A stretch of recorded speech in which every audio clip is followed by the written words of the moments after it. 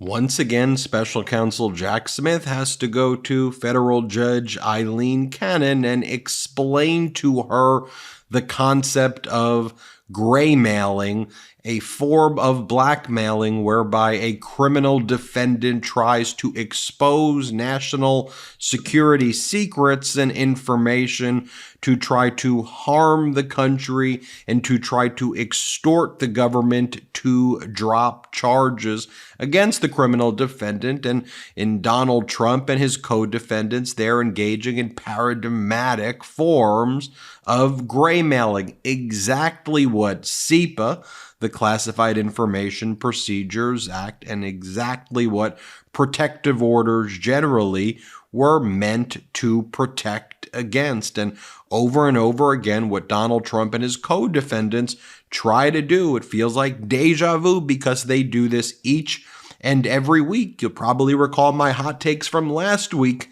about this. Same thing.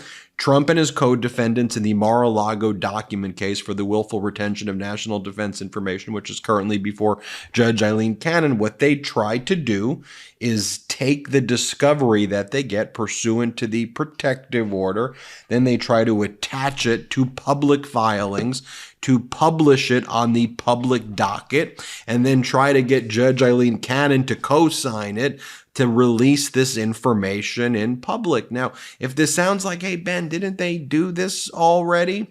They did do this already in Special Counsel Jack Smith at the end of last week on February 8th, and then February 9th, we got an order from Judge Eileen Cannon requesting additional briefing. On February 8th, you had Special Counsel Jack Smith file a motion for reconsideration after a few days earlier, Judge Eileen Cannon granted a request by Donald Trump and his co-defendants to publish on the public docket the identities of dozens of government witnesses, something that's referred to as Jenks material, which is the government witness statements, FBI code names, and other stuff that should never make its way on the public docket before there is a trial taking place, or if ever finding its way on the public docket.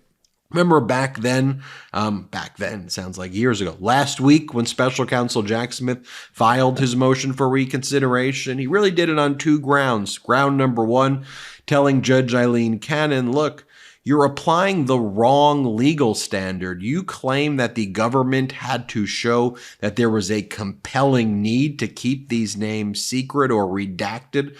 Not necessarily secret. I mean, Trump knows these names. They're part of the discovery, rather, but there needs to be a compelling government interest that is kind of narrowly described or circumscribed in order to keep them not on the public record or out of the public view, to keep it under seal. That's not the standard. There just has to be a good cause showing by the government that this information should remain under seal, like government witness lists and the names of government informants and FBI code names and things like this. But even Judge Eileen Cannon, if you applied a compelling government interest standard for keeping this information sealed, even though that's not the standard, well, there is one. You're going to kill these witnesses. You're going to get them hurt or killed. There are threats directed at these witnesses. You're going to create manifest injustice, Judge. There's manifest injustice, Judge Cannon, if you release these names of government witnesses and government reports and other inculpatory information and FBI code names to the public. So that all happened last week. Judge Eileen Cannon then set like an unnecessarily long briefing schedule where next week Donald Trump has to respond to the motion for reconsideration, and we'll see what they do there. But in the meantime, Donald Trump and his co-defendants on February 15th, they brought basically the same type of motion to disclose this same information in yet another motion. In their reply to a motion to compel, Trump and the co-defendants are doing the same tactics. They're taking confidential discovery, which Trump and the co-defendants get as part of the discovery obligations, but they're turned over by Special Counsel Jack Smith pursuant to the protective order that Judge Eileen Cannon signed off on. So Trump and his co-defendants take that, and then they try to attach it to filings, and they try to file it on the public docket. And Special Counsel Jack Smith objects and says, that's gray mail. That's quintessential gray mail. That's stuff that shouldn't be out there at all. And this is exactly what Special Counsel Jack Smith had to go once again on Friday, just like last week. Like on last Friday, this past Friday, Jack Smith does the same thing, saying, here is the government's response to defendant's motion for leave to disclose discovery or in the alternative to file under seal. And again, it's Trump and the other co-defendants, Walty Nauta and De Oliveira, but it's really being led by Donald Trump, want to publish all of this information that just shouldn't be on the public docket. That's confidential discovery material. Did you know that your temperature at night can have one of the greatest impacts on your sleep quality? If you wake up too hot or too cold, I highly recommend you check out Miracle Made's bed sheets. Inspired by NASA, Miracle Made uses silver-infused fabrics and makes temperature-regulating bedding so you can sleep at the perfect temperature all night long. Using silver-infused fabrics originally inspired by NASA, Miracle Made sheets are thermoregulating and designed to keep you at the perfect temperature all night long, so you get better sleep every night. These sheets are infused with silver that prevent up to 99.7% of bacterial growth, leaving them to stay cleaner and fresher 3 times longer than other sheets. No more gross odors. Miracle sheets are luxuriously comfortable without the high price tag of other luxury brands, and feel as nice, if not nicer, than bed sheets used by some 5-star hotels. Stop sleeping on bacteria. Bacteria can clog your pores, causing breakouts and acne. Sleep clean with Miracle. Go to trymiracle.com/legalaf to try Miracle Made sheets today. And whether you're buying them for yourself or as a gift for a loved one, if you order today, you can save over 40%. And if you use our promo LegalAF at checkout, you'll get 3 free towels and save an extra 20%. Miracle is so confident in their product, it's backed with a 30-day money-back guarantee. And if you're not 100% satisfied, you'll get a full refund. Upgrade your sleep with Miracle Made. Go to trymiracle.com/legalAF and use the code LegalAF to claim your free 3-piece towel set and save over 40%. Again, that's trymiracle.com/legalAF to treat yourself. Thank you, Miracle Made, for sponsoring this episode. Here's what Jack Smith says these categories are. He goes, first, defendants seek to publicly disclose the entirety of the search warrant application for defendant Carlos de Oliveira's Gmail account. As represented to the government in the conferral process, there is a single paragraph of the search warrant application that is of interest to the defendants for the purpose of their reply brief. The government suggested that defendants file the pertinent page of the search warrant affidavit with redactions to the paragraph in questions, obscuring the name of the potential government witnesses. Instead, as was true with several of the exhibits they attached in support of their motion to compel when they did this a few weeks back, the defendants, Trump and his co-defendants, have gratuitously sought to publicize the entire search warrant application, despite their asserted extremely narrow evidentiary need for it. There is no reason to permit them to do so and thereby jeopardize the safety of the potential government witnesses. And you see how Special Counsel Jack Smith approaches this surgically with a scalpel, and Special Counsel Jack Smith says, look, you want it for this purpose? Fine.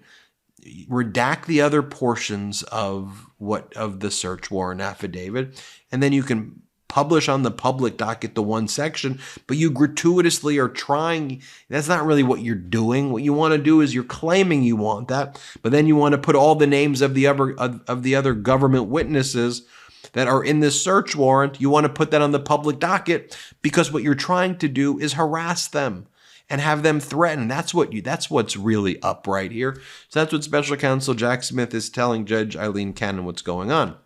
Second, the defendants seek to, quote, reference and quote grand jury testimony for 2 potential government witnesses. an FBI special agent, and a Secret Service agent. In their motion, they do not specify whether they intend to attach the entirety of those transcripts as public exhibits. In the conferral process with respect to the grand jury transcript for the FBI agent, the defendant indicated that they were interested in a single page, but that page contains almost no testimony from the witnesses and is instead largely a colloquy between prosecutors and members of the grand jury. Those excerpts should remain subject to the protective order for the same reasons that they are protected by Rule 6E. With respect to the transcript for the Secret Service agent in the conferral process, the defendants indicated 5 pages of testimony they were interested in. Those 5 pages include numerous references by name to prospective government witnesses. They should remain under seal as grand jury material protected by Rule 6E, and also to protect witnesses whose names appear. In substance, these pages discuss an email chain that should itself also remain sealed for the reasons discussed next. And what Special Counsel Jack Smith saying here is, like, what are you trying to do here? Like, okay, we're looking at this grand jury testimony that has the names of these agents. Why is this needed? It just seems like you gratuitously want to publicize the name of the special agent. This is grand jury material. Rule 6E, in other words, grand jury material. This stuff doesn't go public. You're just trying to get it public because what you're really after right here is to impose threats on the FBI special agent and the Secret Service agent. You're going after them. That's what's really going on here. And third, the defendants intend to refer and to quote a U.S. Secret Service email chain that they identified during the conferral process. These emails are paradigmatic Jenks Act material for potential government witnesses, and as explained at length elsewhere, at this point they should be kept from public view, not only to protect those witnesses from harassment and intimidation, but also to prevent exposing other potential witnesses to the information. And fourth and finally, defendants intend to refer to what they called a record produced by the U.S. Secret Service, which includes a floor plan of Trump's residential area at Mar-a-Lago. But this is not just any record, it is a memorandum prepared by Secret Service personnel following a residential security survey of Mar-a-Lago in April 2021. It is labeled law enforcement sensitive for good reason. It contains details of the Secret Service security assessment of Mar-a-Lago, vulnerabilities, and requested upgrades. The floor plan to which defendants refer appears in a diagram on a single page of the 23-page document. The government proposed that defendant include only the page with the diagram and redact the narrative text below. For obvious reasons, any publication of this document should be carefully tailored to avoid unnecessarily publicizing sensitive information about the survey, and the court should deny defendants' proposed wholesale unredacted publication of it. So again, Special Counsel Jack Smith saying, look, we've gone to Trump's lawyers. We've told them, you want to publish a floor plan, publish it. But what you're trying to do is you claim you want one thing, but you're trying to bring in the names, the identities, the surveys, the methods and sources and things like that, because what you're trying to do is harm national security. That's not why this is turned over pursuant to a protective order. This is not how discovery is supposed to be handled at this stage. We're not on trial yet. Let's just follow what the rules are. And we want to make sure that we're not placing any of the Secret Service, any of the FBI agents, any of the government witnesses in harm's way. That's why there's a protective order in the first place. So again, Special Counsel Jack Smith is not giving any ground here. And it also is placing Judge Eileen Cannon in a position where she needs to make a ruling. And if she makes the wrong ruling, Jack Smith has a number of ways to go to the 11th Circuit, ultimately when she makes a ruling. We will see. I'm Ben Meiselas. This is the MeidasTouch Network. Hit subscribe. We're on our way to 3 million subscribers thanks to your support, and have a great one. Hey Meidas Mighty, love this report? Continue the conversation by following us on Instagram @MeidasTouch to keep up with the most important news of the day. What are you waiting for? Follow us now.